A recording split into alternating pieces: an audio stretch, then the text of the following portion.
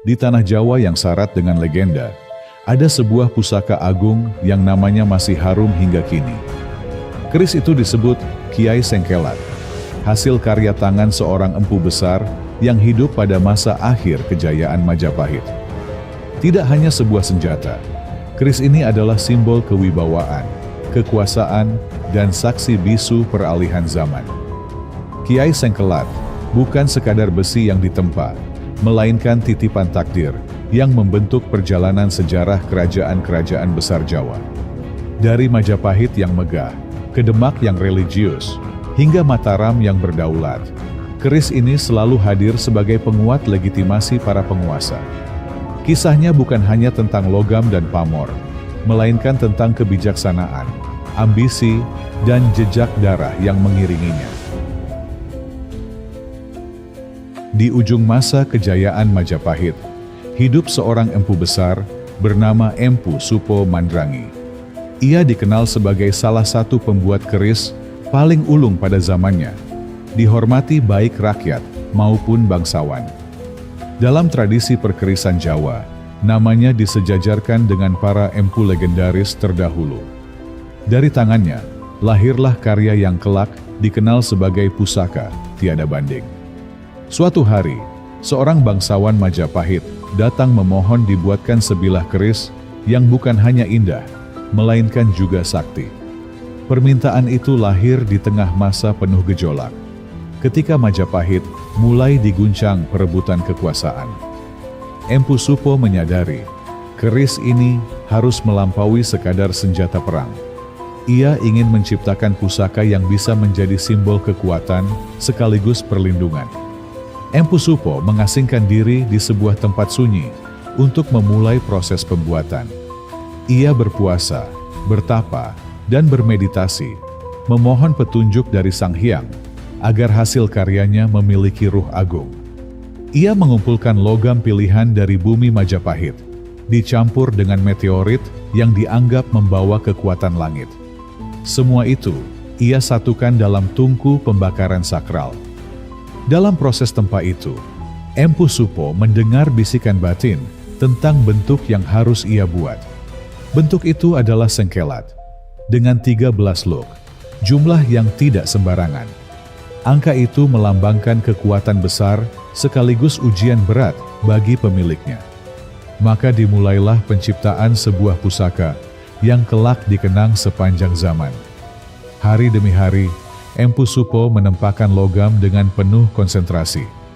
Setiap ketukan palu disertai doa dan mantra, agar pusaka itu lahir dengan kesempurnaan lahir dan batin. Api tungku memerah bagai matahari, dan percikan logam terbang seperti bintang jatuh. Proses itu bukan sekadar pekerjaan tangan, melainkan ibadah bagi seorang empu. Akhirnya, bilah keris itu selesai dengan keindahan yang menakjubkan. Lekukan 13 tampak gagah, dengan pamor berkilauan menyerupai tetesan hujan emas. Siapapun yang melihatnya merasa terpesona sekaligus gentar. Empu Supo memberi nama keris itu Kiai Sengkelat. Nama itu ia pilih karena memiliki makna dalam. Sulit ditandingi, membakar hati lawan, dan membawa kewibawaan bagi pemiliknya. Empu Supo tahu, keris ini tidak boleh jatuh ke tangan sembarangan orang. Ia harus diserahkan pada sosok yang kelak memegang peranan besar dalam sejarah Jawa. Dengan hati bergetar, ia menyelesaikan upacara terakhir. Kiai Sengkelat akhirnya diserahkan kepada bangsawan Majapahit yang memintanya. Namun Empu Supo berpesan, keris ini bukan sekadar senjata, melainkan amanah besar. Siapapun yang memilikinya harus menjaga kesucian hati dan mengutamakan kebijaksanaan. Sebab, bila disalahgunakan, pusaka ini bisa mendatangkan kehancuran. Pada saat Kiai Sengkelat tercipta, Majapahit berada di masa senja kejayaannya. Kekuasaan kerajaan melemah karena perebutan tahta dan bangkitnya kerajaan-kerajaan baru. Para bangsawan mulai mempertanyakan siapa yang layak menjadi pengganti penguasa. Dalam situasi itu, pusaka agung seperti Kiai Sengkelat menjadi rebutan. Bangsawan yang pertama kali menerima keris Itu menjadikannya lambang kewibawaan. Kehadirannya membuat lawan segan, karena dipercaya keris tersebut membawa aura perlindungan. Namun, seiring melemahnya Majapahit, keris itu tidak bisa menghentikan takdir kehancuran. Pusaka hanya mampu menjaga pemiliknya, bukan menyelamatkan kerajaan yang rapuh. Ketika Majapahit runtuh, banyak pusaka kerajaan tersebar ke berbagai wilayah. Demikian pula Kiai Sengkelat, yang berpindah tangan melalui jalur bangsawan. Keris itu tetap dijaga dengan penuh kehormatan, karena diyakini membawa pengaruh besar. Setiap pemiliknya merasa seolah mendapat legitimasi kekuasaan. Dalam cerita tutur, keris ini bahkan disebut ikut menyertai peralihan kekuasaan dari Majapahit ke Demak. Kerajaan baru itu, yang berdiri atas dasar Islam, memerlukan simbol kekuatan untuk memperkuat wibawa raja. Kiai Sengkelat pun masuk dalam lingkaran para pemimpin Demak. Pusaka ini seakan mengikuti arus sejarah Jawa. Bagi rakyat, kabar tentang keris pusaka selalu menimbulkan kekaguman. Mereka percaya, siapa yang memiliki Kiai Sengkelat akan lebih dihormati dan sulit ditandingi. Cerita tentang kesaktiannya menyebar dari mulut ke mulut, menambah auranya semakin kuat. Hingga akhirnya, pusaka ini benar-benar menjadi simbol kebesaran raja. Namun, setiap perpindahan kekuasaan selalu disertai konflik. Kiai Sengkelat beberapa kali menjadi rebutan antar bangsawan. Pertarungan terjadi bukan hanya dengan senjata, melainkan juga dengan siasat politik. Dalam setiap perebutan itu, keris ini seolah menentukan siapa yang berhak menang. Di kalangan para wali dan ulama Demak, pusaka Majapahit dianggap memiliki makna khusus. Mereka tidak hanya melihatnya sebagai warisan Hindu-Buddha, tapi juga simbol yang bisa dijadikan legitimasi baru. Dengan cara itu, Demak mengikat dirinya dengan masa lalu sekaligus menatap masa depan. Kiai Sengkelat pun diangkat sebagai pusaka kerajaan. Dengan demikian, perjalanan keris ini tidak berhenti di Majapahit. Dari tangan bangsawan Hindu, ia masuk ke lingkaran kerajaan Islam pertama di Jawa. Sejarah mencatat, pusaka ini menjadi saksi perubahan besar dalam peradaban. Kiai Sengkelat terus menjaga wibawanya di tengah arus zaman. Seiring berjalannya waktu, Kesultanan Demak pun mengalami masa kemunduran. Setelah wafatnya Sultan Trenggana, kerajaan itu dilanda perebutan kekuasaan. Pusaka-pusaka keraton, termasuk Kiai Sengkelat, kembali menjadi rebutan. Keris ini seolah berpindah mengikuti arus politik yang tak pernah tenang. Pada masa itulah, Mataram mulai tumbuh sebagai kekuatan baru di pedalaman Jawa. Dipimpin oleh Panembahan Senopati, Mataram memerlukan pusaka agung untuk menguatkan kedudukannya. Dalam tradisi Jawa, seorang raja tanpa pusaka bagaikan tubuh tanpa jiwa. Kiai Sengkelat pun dianggap sebagai salah satu pusaka yang tepat untuk melegitimasi Mataram. Konon, Panembahan Senopati berhasil mendapatkan keris ini melalui jalur politik dan persekutuan. Ada pula kisah yang menyebutkan, keris itu berpindah karena restu spiritual dari para leluhur. Apapun jalannya, yang jelas Kiai Sengkelat akhirnya masuk ke dalam simpanan pusaka Mataram. Dari situlah wibawanya semakin menguat. Kiai Sengkelat kemudian digunakan dalam upacara penting kerajaan. Saat seorang raja naik tahta, keris ini sering dihadirkan sebagai lambang legitimasi. Pusaka ini menjadi bagian dari tata cara kerajaan yang penuh simbol. Dengan demikian, keris ini tidak hanya milik seorang raja, melainkan milik kerajaan itu sendiri. Para abdi dalam keraton selalu menjaga keris ini dengan penuh hormat. Setiap tahunnya dilakukan penyucian pusaka dalam upacara khusus yang disebut jamasan. Dalam prosesi itu, Kiai Sengkelat mendapat perlakuan istimewa. Kehadirannya dipercaya menjaga keseimbangan batin raja dan kerajaannya. Tidak sedikit kisah mistis yang beredar di seputar keris ini. Konon, pemiliknya akan memancarkan aura wibawa sehingga musuh segan berhadapan. Ada pula cerita bahwa keris ini bisa memberi peringatan dengan tanda-tanda gaib bila kerajaan menghadapi bahaya. Semua itu menambah keyakinan bahwa Kiai Sengkelat memang pusaka agung. Dengan berpindahnya pusaka ini ke Mataram, maka lengkaplah perjalanan dari Majapahit, Demak, hingga kerajaan baru di pedalaman Jawa. Kiai Sengkelat menjadi jembatan sejarah antar peradaban. Ia menjadi simbol bahwa kekuasaan di Jawa selalu berkelindan dengan pusaka agung. Tanpa pusaka, seorang raja dianggap belum sempurna. Episode perjalanan ini menegaskan satu hal. Kiai Sengkelat adalah pusaka yang selalu mengikuti arus besar sejarah Jawa. Dari kejayaan, keruntuhan, hingga kelahiran kerajaan baru, keris ini selalu hadir. Kisahnya terus hidup, diwariskan dari satu generasi ke generasi berikutnya. Dan hingga kini, namanya tetap harum sebagai pusaka agung Jawa. Di Mataram, Kiai Sengkelat memperoleh kedudukan yang sangat istimewa. Ia tidak lagi sekadar milik seorang bangsawan, melainkan menjadi bagian dari pusaka kerajaan. Keris ini ditempatkan bersama pusaka agung lain, yang menguatkan legitimasi raja. Para abdi dalam keraton memperlakukannya dengan penuh kehormatan. Pusaka ini dipercaya memberi aura kewibawaan bagi raja yang memegangnya. Saat Panembahan Senopati naik tahta, Kiai Sengkelat dibawa serta dalam prosesi sakral. Kehadirannya membuat rakyat semakin yakin akan kebesaran pemimpin baru mereka. Sejak itu, keris ini dianggap sebagai simbol kekuasaan yang sah. Setiap tahun, keris ini ikut dalam upacara jamasan pusaka di keraton. Air suci, bunga, dan dupa dipersembahkan untuk menjaga kesakralannya. Bagi masyarakat Jawa, upacara ini bukan sekadar membersihkan besi, melainkan menyucikan ruh yang terkandung di dalam pusaka. Kiai Sengkelat pun menjadi bagian tak terpisahkan dari ritual itu.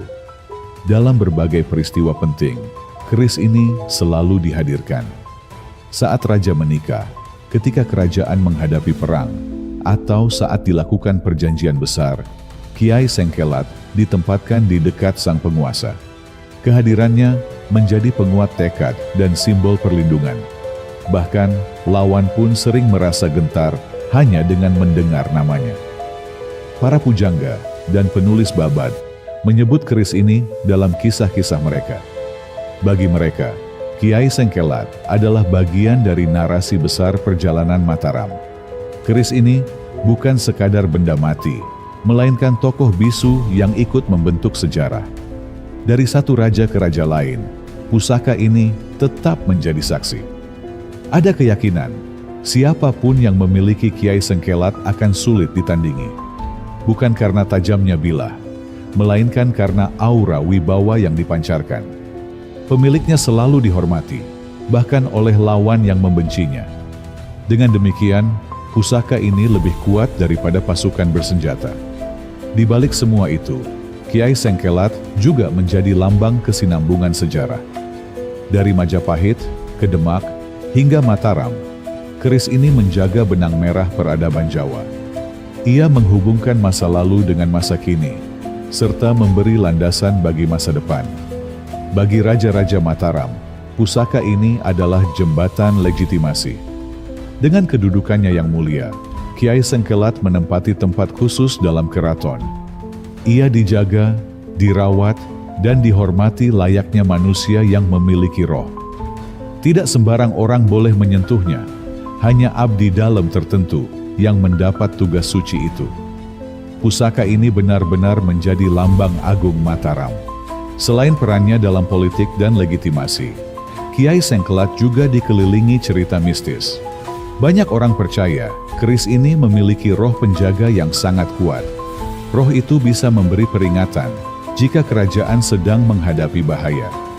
Tanda-tanda gaib sering muncul sebelum peristiwa besar terjadi. Konon, saat Mataram hendak berperang, keris ini bergetar dalam warangka. Getarannya dianggap sebagai pertanda bahwa pusaka itu ikut merasakan kegelisahan. Raja yang memegangnya merasa mendapat kekuatan tambahan. Dengan demikian, Kiai Sengkelat bukan sekadar senjata, melainkan penjaga tak kasat mata. Ada pula kisah bahwa keris ini bisa memancarkan cahaya di malam tertentu. Cahaya itu keluar dari pamor bilah, menyerupai kilau emas yang menetes. Siapapun yang melihatnya akan merasa kagum sekaligus takut. Fenomena itu semakin menambah keyakinan bahwa pusaka ini memiliki tuah luar biasa. Bagi pemiliknya, Kiai Sengkelat memberi kewibawaan yang sulit dilawan. Musuh yang berniat jahat seringkali merasa gentar sebelum berhadapan. Ada yang mengaku kehilangan keberanian hanya dengan melihat siluet keris ini. Aura pusaka seakan membungkus pemiliknya dengan tameng gaib. Dalam dunia spiritual Jawa, keris dianggap sebagai perwujudan doa dan energi batin sang empu. Tuahnya lahir bukan hanya dari besi, melainkan dari laku spiritual yang menyertainya. Empu Supo Mandrangi, sang pencipta, telah menanamkan doa-doa suci dalam setiap tempaan. Karena itulah, Kiai Sengkelat memiliki kekuatan yang melampaui logika. Namun, pusaka ini juga menyimpan peringatan keras. Siapa yang memiliki hati serakah dan menyalahgunakannya akan mendapat bencana. Ada cerita tentang bangsawan yang angkuh setelah memiliki keris ini, lalu jatuh dalam kehancuran. Dari situ, rakyat percaya bahwa pusaka hanya akan berpihak pada orang yang bijaksana. Keberadaan Kiai Sengkelat selalu dijaga dengan upacara khusus. Para abdi dalam keraton mengucapkan mantra-mantra saat membersihkannya. Mereka percaya pusaka ini harus dihormati agar tetap memberi perlindungan. Jika dibiarkan kotor atau diabaikan, kekuatannya bisa berbalik menjadi malapetaka. Cerita-cerita mistis itu semakin menguatkan reputasi Kiai Sengkelat di mata rakyat. Bukan hanya sebagai benda sejarah, tetapi juga sebagai pusaka hidup. Dari generasi ke generasi, kisahnya terus diwariskan. Hingga kini, tuah keris ini tetap diyakini meskipun zaman telah berubah. Kiai Sengkelat tidak hanya menjadi pusaka agung dalam dunia spiritual, tetapi juga alat politik. Dalam tradisi Jawa, seorang raja dianggap sah jika memiliki pusaka keraton. Tanpa pusaka, wibawa seorang penguasa akan dipertanyakan. Karena itu, Kiai Sengkelat sering dihadirkan dalam momen penting kenegaraan. Ketika seorang raja baru naik tahta, keris ini dihadirkan sebagai bagian dari prosesi penobatan. Pusaka itu ditempatkan di samping raja sebagai simbol legitimasi. Kehadirannya memberi pesan bahwa penguasa baru telah mendapat restu leluhur. Dengan begitu, rakyat lebih mudah menerima peralihan kekuasaan. Dalam politik internal keraton, keris ini juga memiliki pengaruh besar. Siapa yang dipercaya menjaga atau mendekati pusaka ini dianggap memiliki kedekatan dengan pusat kekuasaan. Bahkan, ada pertikaian antar bangsawan karena berebut akses terhadap pusaka. Kiai Sengkelat menjadi simbol perebutan pengaruh di balik layar. Pusaka ini juga dijadikan alat diplomasi dalam hubungan antar kerajaan. Ketika utusan dari negeri lain datang, Kiai Sengkelat kadang diperlihatkan untuk menunjukkan kebesaran Mataram. Lawan bicara segera memahami bahwa mereka berhadapan dengan kekuasaan yang sah. Dengan begitu, keris ini berfungsi sebagai bahasa politik yang halus namun tegas. Dalam Babad, diceritakan bahwa pusaka ini sering muncul dalam perundingan damai. Kehadirannya dipercaya menenangkan suasana dan membuat perjanjian lebih mudah diterima. Bagi pihak lawan, melihat pusaka Agung Mataram berarti menyaksikan kekuatan leluhur yang masih hidup. Dengan cara itu, pusaka menjadi alat diplomasi yang efektif. Namun, kekuatan politik yang melekat pada Kiai Sengkelat juga membuatnya rawan diperebutkan. Setiap kali terjadi konflik dalam keraton, pusaka ini menjadi salah satu objek yang paling dijaga. Raja selalu memastikan keris ini berada di tangannya, bukan pada lawan politik, sebab siapapun yang memilikinya akan mendapat legitimasi tambahan. Kiai Sengkelat juga digunakan sebagai penguat sumpah setia. Saat para pejabat kerajaan mengucapkan janji, keris ini kadang dihadirkan sebagai saksi. Dengan begitu, sumpah itu tidak hanya diucapkan di hadapan manusia, tetapi juga di hadapan pusaka yang sakral. Hal ini membuat pengkhianatan dianggap sebagai dosa besar. Dari semua peran itu, jelaslah bahwa Kiai Sengkelat lebih dari sekadar benda pusaka. Ia adalah alat spiritual, simbol politik, dan penjaga legitimasi kekuasaan. Pusaka ini menyatukan dimensi gaib dan dunia nyata dalam kehidupan kerajaan. Tidak heran jika namanya selalu disebut dalam sejarah besar Jawa. Kiai Sengkelat tidak hanya hidup di balik dinding keraton. Namanya juga tersebar luas di tengah rakyat Jawa. Cerita tentang Tuah dan kewibawaannya menjadi bagian dari kehidupan sehari-hari.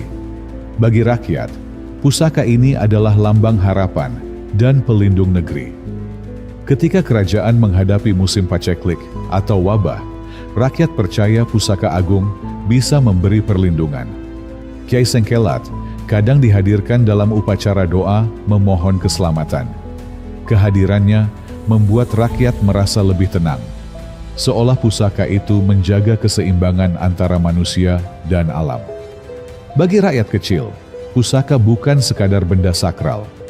Ia adalah bukti bahwa raja mereka memiliki legitimasi dan kekuatan gaib. Dengan pusaka agung, raja dianggap tidak hanya pemimpin politik, tetapi juga pemimpin spiritual. Inilah sebabnya rakyat tetap setia meski keadaan kerajaan sulit. Cerita turun-temurun menyebutkan bahwa pusaka agung bisa menolak bala. Dalam pandangan spiritual Jawa, pusaka adalah jembatan antara manusia dengan alam gaib. Kiai Sengkelat diyakini mampu menolak niat jahat musuh dan menjaga keamanan negara. Keyakinan ini membuat rakyat semakin menghormati rajanya. Di pasar, di desa, bahkan di ladang, cerita tentang keris pusaka sering menjadi bahan obrolan. Kisah Empu Supo, pamor berkilauan, dan tuah kewibawaan selalu diulang. Bagi mereka, mendengar kisah pusaka sama dengan mengingatkan diri pada kebesaran leluhur. Dengan begitu, pusaka ini hadir bukan hanya di keraton, tapi juga di hati rakyat. Rakyat juga belajar nilai dari pusaka ini. Mereka percaya Kiai Sengkelat hanya berpihak pada orang yang hatinya bersih. Maka rakyat pun meneladani ajaran itu dengan hidup sederhana dan jujur. Nilai pusaka pun berubah menjadi pedoman moral. Tidak jarang, rakyat membuat tiruan keris dengan nama Sengkelat. Walaupun tidak sakti, tiruan itu menjadi simbol doa dan perlindungan bagi keluarga. Hal ini menunjukkan betapa dalamnya pengaruh pusaka agung terhadap kehidupan sehari-hari. Dari keraton hingga desa, namanya selalu disebut. Dengan demikian, Kiai Sengkelat bukan hanya pusaka raja. Ia adalah pusaka rakyat yang hidup dalam cerita, keyakinan, dan doa. Hubungan spiritual antara pusaka, raja, dan rakyat menjadi fondasi budaya Jawa. Itulah mengapa kisahnya tidak pernah hilang di telan waktu. Para pujangga Jawa mencatat Kiai Sengkelat dalam babad dan serat. Mereka menulisnya bukan hanya sebagai benda, melainkan tokoh yang ikut menggerakkan sejarah. Dalam tulisan mereka, pusaka agung selalu dikisahkan penuh wibawa. Kehadirannya dianggap sejajar dengan tokoh manusia. Dalam babad Tanah Jawi, keris pusaka selalu mendapat tempat khusus. Meski tidak selalu disebut langsung, pusaka agung seperti Kiai Sengkelat hadir dalam alur legitimasi raja. Para penulis menekankan pentingnya pusaka dalam mengikat masa lalu dengan masa kini. Dengan begitu, sejarah Jawa tidak pernah terlepas dari cerita pusaka. Legenda rakyat pun banyak berkembang. Ada yang mengatakan keris ini pernah berpindah tangan karena mimpi gaib. Ada pula yang percaya bahwa pusaka bisa menghilang dan muncul kembali di tangan orang yang pantas. Cerita-cerita itu membuat pusaka semakin hidup di imajinasi rakyat. Beberapa kisah mistis menyebutkan bahwa Kiai Sengkelat pernah menampakkan diri sebagai cahaya di langit keraton. Ada pula yang percaya pusaka ini berhubungan dengan penjaga gaib yang setia mengawalnya. Semua cerita itu, benar atau tidak, semakin menambah aura sakralnya. Pusaka menjadi legenda yang sulit dilupakan. Dalam wayang, keris pusaka juga sering menjadi simbol kekuatan seorang ksatria.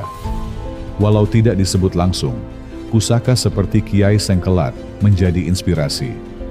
Senjata sakti dalam kisah pewayangan adalah cermin dari tradisi pusaka keraton. Maka, rakyat melihat keris agung sebagai bagian dari dunia mitos sekaligus sejarah. Pusaka ini tidak hanya dicatat dalam naskah, tapi juga diwariskan lewat tutur lisan. Dari kakek ke cucu, kisahnya diceritakan berulang-ulang. Dengan cara itu, Kiai Sengkelat tetap hidup meski zaman berubah. Ia menjadi bagian dari ingatan kolektif Jawa.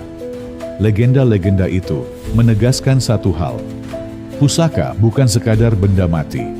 Ia bisa hidup dalam imajinasi, doa, dan keyakinan manusia. Kiai Sengkelat menjadi bukti nyata bagaimana benda budaya bisa menjelma menjadi simbol abadi. Dari abad ke abad, kisahnya tidak pernah padam.